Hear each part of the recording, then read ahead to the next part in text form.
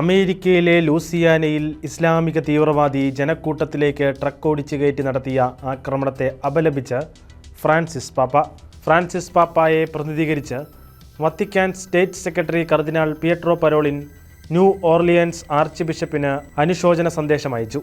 ആക്രമണത്തിൽ അനേകർക്ക് ജീവൻ നഷ്ടമായ വാർത്ത ഫ്രാൻസിസ് പാപ്പ അഗാധമായ ദുഃഖത്തോടെയാണ് ശ്രവിച്ചതെന്ന് New Orleans archbishop Gregory ആയമഡിന് അയച്ച സന്ദേശത്തിൽ പറയുന്നു. മുറിവേറ്റവരുടെയും ദുഃഖിതരുടെയും സൗഖ്യത്തിനും ആശ്വാസത്തിനും വേണ്ടി പ്രാർത്ഥിക്കുകയാണെന്നും മരിച്ചവരുടെ ആത്മാക്കളെ സർവശക്തനായ ദൈവത്തിൻ്റെ സ്നേഹനിർഭരമായ കരുണയ്ക്ക് സമർപ്പിക്കുകയാണെന്നും പാപ്പായുടെ സന്ദേശത്തിൽ പറയുന്നു.